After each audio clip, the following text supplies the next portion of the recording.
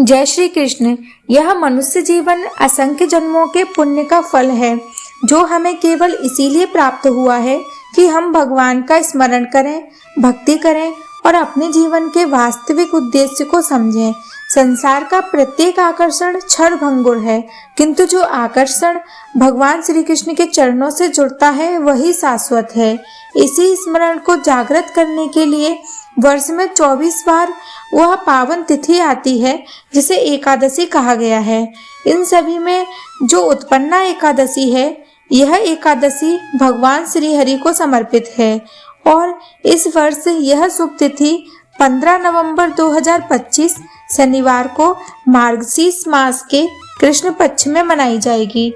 यह वही महीना है जिसे स्वयं श्री कृष्ण ने माशानाम मार्गशीर्षो अहम कहकर अपना प्रिय बताया है। वैदिक पंचांग के अनुसार यह तिथि प्रारंभ होगी 14 नवंबर की रात को 12:49 से और समाप्त होगी 15 नवंबर की रात्रि 2:37 पर। पारण का शुभ समय रहेगा 16 नवंबर रविवार को सुबह 9:12 से 10:26 तक। इस दिन प्रातः ब्रह्म मुहूर्त में उठकर स्नान कर लें, स्वच्छ वस्त्र धारण करें और पूर्व दिशा की ओर मुख कर श्री हरि विष्णु का ध्यान करते हुए व्रत का संकल्प लें। संकल्प करते समय यह भावना रखें कि इस व्रत के माध्यम से मैं अपने मन, वचन और कर्म से भगवान की कृपा प्राप्त करना चाहता हूँ। इसके बाद तुलसी के पौधे के समीप दीपक जलाएं, पंचामृत से भगवान का अभिषेक करें, पीले पुष्प अर्पित करें और भगवान के समक्ष घी का दीपक जलाएं। फिर विष्णु सहस्त्र नाम या गीता के श्लोकों का पाठ करें और हरि नाम संकीर्तन करें। हरे कृष्ण कृष्ण कृष्ण हरे हरे, हरे राम राम राम हरे हरे। इस महामंत्र का जप इस दिन अत्यंत शुभ माना गया है। दिन भर फलाहार करें या यदि सामर्थ्य हो तो निर्जल व्रत करें। शास्त्रों में कहा गया है कि उत्पन्ना एकादशी के दिन अन्न ग्रहण करने वाला व्यक्ति अपने ही पुण्य का हरण कर लेता है। इसीलिए इस तिथि पर सात्विकता और संयम का विशेष ध्यान रखना चाहिए। पूजा के समय भगवान विष्णु के साथ देवी एकादशी की भी आराधना करें, क्योंकि यही वह पावन विधि है जब एकादशी देवी का अवतार हुआ था। पद्म पुराण में वर्णन है कि असुर मुर नामक दैत्य ने स्वर्ग, पृथ्वी और पाताल तीनों लोकों में आतंक फैला रखा था। जब उसने देवलोक पर आक्रमण किया तब देवता भयभीत होकर भगवान श्री विष्णु की शरण में गए। भगवान ने युद्ध किया, किंतु विश्राम के समय जब मुर असुर ने उन पर आक्रमण करना चाहा, तब भगवान की देह से एक दिव्य तेज निकला जो स्त्री रूप में प्रकट हुआ और उस दिव्य तेज से उस असुर का संहार हुआ। भगवान ने उस दिव्य स्त्री से प्रसन्न होकर कहा, तुम एकादशी के नाम से जानी जाओगी और जो भी इस तिथि पर व्रत करेगा वह मेरे समान पुण्य प्राप्त करेगा।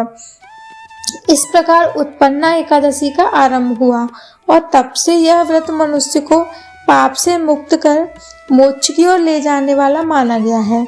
उत्पन्ना का अर्थ ही है उत्पत्ति, जागरण या चेतना का उदय। इस व्रत का भाव यह है कि जैसे एकादशी देवी ने असुर का नाश किया, वैसे ही इस तिथि का पालन करने वाला भक्त अपने भीतर के अंधकार, मोह, वासना के असुरों पर विजय प्राप्त करता है। इस दिन रात्रि में भगवान की कथा श्रवण करना, हरि नाम का कीर्तन करना अमूल्य फल देने वाला है। भक्तों को चाहिए कि इस दिन क्रोध, कलह, आलस्य, असत्य से दूर रहें तथा अपने मन को पूर्ण रूप से भगवान की शरण में समर्पित करें। एकादशी के व्रत का उद्देश्य केवल अन्न का त्याग नहीं, बल्कि इंद्रियों पर नियंत्रण है, क्योंकि जब इंद्रियां शांत होती हैं तभी मन स्थिर होता है और जब मन स्थिर होता है तभी ईश्वर का अनुभव संभव होता है।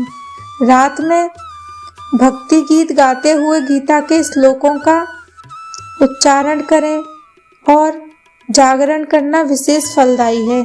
अगले दिन पारण के समय श्री हरि को नैवेद्य अर्पित कर तांबूल, तुलसी दल और जल ग्रहण करें।